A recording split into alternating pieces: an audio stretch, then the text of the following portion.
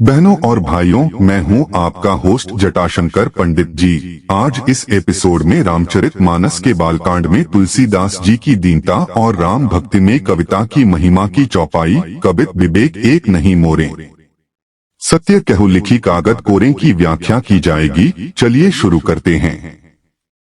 कबित विवेक की पृष्ठभूमि। कबित विवेक एक अद्वितीय काव्य रचना है जो भारतीय साहित्य के समृद्ध परंपराओं में गहराई से निहित है। यह काव्य रचना न सिर्फ एक साहित्यिक अभिव्यक्ति है, बल्कि यह समाज और संस्कृति के विभिन्न पहलुओं का अन्वेषण भी करती है। कबित विवेक का उदय एक विशेष ऐतिहासिक और सांस्कृतिक संदर्भ में हुआ था, जब भारतीय समाज में परिवर्तन की लहर चल रही थी। इस काल में साहित्य की भूमिका महत्वपूर्ण थी, क्योंकि यह जनता की आवाज को मुखरित करने का माध्यम बनी। कबित विवेक का लेखन अपने समय के सामाजिक और धार्मिक मुद्दों को उठाने के लिए किया गया था। इसके रचयिता ने इस रचना के माध्यम से मानवता, धर्म और नैतिकता जैसे विषयों पर विचार किया है। कबित सामाजिक न्याय और समानता के सिद्धांतों की ओर इशारा करती है और लेखक ने अनेक साहित्यिक परंपराओं से प्रेरणा ली है। इन परंपराओं में कविता की विभिन्न शैलियां, भावनात्मक अभिक्रियाएं और प्रकृति के प्रति प्रेम शामिल है। कविता की संरचना और उसका विषय विवेक गहन बौद्धिकता की परिचायक हैं। कबित विवेक ने पाठक को सोचने पर मजबूर किया है और यह उसके रचनात्मक दृष्टिकोण और गहन चिंतन का परिणाम है। इसके लेखक ने न केवल अपनी काव्यात्मक प्रतिभा का प्रदर्शन किया है, बल्कि समाज में व्याप्त जटिलताओं को भी उजागर किया है। इस प्रकार कबित विवेक एक महत्वपूर्ण साहित्यिक कृति है जो भारतीय साहित्य के इतिहास में एक विशेष स्थान रखती है। कविता में सत्य की खोज। कवि की कविताओं में सत्य की खोज एक महत्वपूर्ण विषय है, जिसमें वह अपनी रचनात्मकता के माध्यम से जीवन के गहरे अर्थों को उजागर करने का प्रयास करते हैं। कवि स्वयं को काव्य ज्ञान से रहित मानते हैं, फिर भी उनके शब्दों में जो गहराई और संजीवनी शक्ति है, वह अवश्य ही उनके अनुभवों और परिप्रेक्ष्य से उत्पन्न होती है। कविताओं में सत्य की खोज का जो पहलू सामने आता है वह यह है कि सत्य केवल एक वस्तुनिष्ठ स्थिति नहीं है, बल्कि यह महज अनुभव, संवेदनाओं और समय के अविमर्श का नतीजा है। कवि के दृष्टिकोण में सत्य का अस्तित्व उसके आसपास की दुनिया से सहसंबंधित है। वह अपने पाठकों को यह बताने का प्रयास करते हैं कि सत्य की खोज में केवल बाहरी वास्तविकताओं को नहीं देखना चाहिए, बल्कि आत्मिक और मानसिक सत्य की भी महत्वपूर्णता है।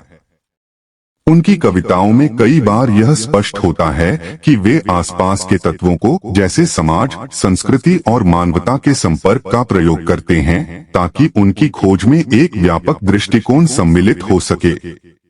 इस दृष्टिकोण से कवि की रचनाएं पाठक को सत्य के नितांत भिन्न रूपों से अवगत कराती हैं।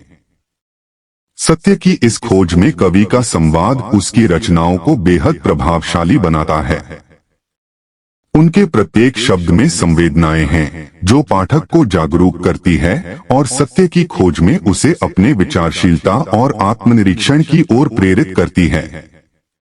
इस तरह कवि के माध्यम से सत्य की केवल शाब्दिक अर्थ नहीं, बल्कि मानसिक, आत्मिक और नैतिक आयामों की भी खोज की जाती है।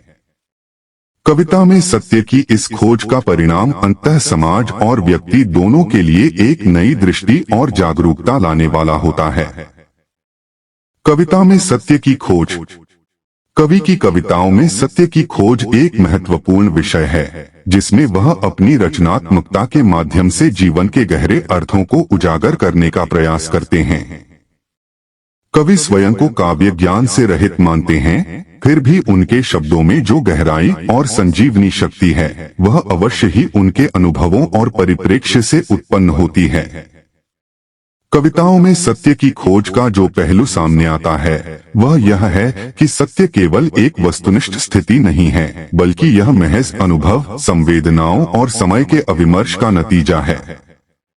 कवि के दृष्टिकोण में सत्य का अस्तित्व उसके आसपास की दुनिया से सहसंबंधित है।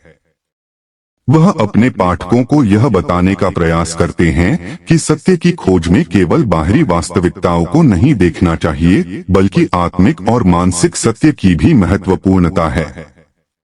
उनकी कविताओं में कई बार यह स्पष्ट होता है कि वे आसपास के तत्वों को, जैसे समाज, संस्कृति और मानवता के संपर्क का प्रयोग करते हैं, ताकि उनकी खोज में एक व्यापक दृष्टिकोण सम्मिलित हो सके। इस दृष्टिकोण से कवि की रचनाएं पाठक को सत्य के नितांत भिन्न रूपों से अवगत कराती हैं। सत्य की इस खोज में कवि का संवाद उसकी रचनाओं को बेहद प्रभावशाली बनाता है। उनके प्रत्येक शब्द में संवेदनाएं हैं, जो पाठक को जागरूक करती है और सत्य की खोज में उसे अपने विचारशीलता और आत्मनिरीक्षण की ओर प्रेरित करती है। इस तरह कवि के माध्यम से सत्य की केवल शाब्दिक अर्थ नहीं, बल्कि मानसिक, आत्मिक और नैतिक आयामों की भी खोज की जाती है। कविता में सत्य की इस खोज का परिणाम अंततः समाज और व्यक्ति दोनों के लिए एक नई दृष्टि और जागरूकता लाने वाला होता है। कविता का आधुनिक संदर्भ। कबीर विवेक की विचारधारा आज के संदर्भ में अत्यंत महत्वपूर्ण है। आधुनिक समय में जब हम सत्य, ज्ञान और मानवता के मुद्दों का सामना करते हैं, तब कबीर विवेक के संदेशों की प्रासंगिकता स्पष्ट होती है। उनके विचारों ने न केवल साहित्य में बल्कि समाज में भी गहरी छाप छोड़ी है। आज के युग में जहां सूचनाओं का सैलाब है, सत्य की खोज और उसके अर्थ की व्याख्या करने की आवश्यकता पहले से कहीं अधिक है। स्मरणीय है कि कबीर विवेक ने हमेशा मानवता को सर्वोपरि रखा। उनका मानना था कि ज्ञान केवल एकत्र करने से नहीं, बल्कि उसे समझने और उसके माध्यम से जीवन जीने में है। यह विचार आज के शिक्षण तंत्र और ज्ञान संग्रहण की प्रवृत्तियों के विपरीत है, जहां अक्सर रोट लर्निंग पर जोर दिया जाता है। आधुनिक दुनिया में जहां ज्ञान का माप केवल डिग्रियों और प्रमाण पत्रों में किया जाता है, कबीर विवेक की सच्चाई की खोज और मानवता के प्रति उनकी प्रतिबद्धता हमें याद दिलाती है कि ज्ञान का उद्देश्य समाज की भलाई होना चाहिए। साथ ही आज की युवा पीढ़ी कबीर विवेक की कविता के संदेशों को लेकर नई दिशा में बढ़ रही है। सामाजिक मीडिया और तकनीकी उन्नति ने उन्हें विचारों के आदान प्रदान और सृजनात्मकता के लिए एक मंच प्रदान किया है। ऐसे में कबीर विवेक की बातें अत्यंत प्रासंगिक बन जाती हैं। जब वे कहते हैं कि मनुष्य को उसके आंतरिक सत्य को पहचानना होगा, तो यह आज के समाज के लिए भी सबसे आवश्यक है। इस प्रकार कबीर विवेक की मौलिक चिंताएं और विचार न केवल साहित्य में बल्कि हमारे जीवन में गहराई से जुड़े हुए हैं। आज का एपिसोड यहीं समाप्त करते हैं। अगले एपिसोड में अगली व्याख्या के साथ उपस्थित होंगे। यदि यह व्याख्या आपके हृदय को कहीं स्पर्श कर जाए, तो आभार रूप में आप इसे शेयर और लाइक करना बिल्कुल भी न भूलें।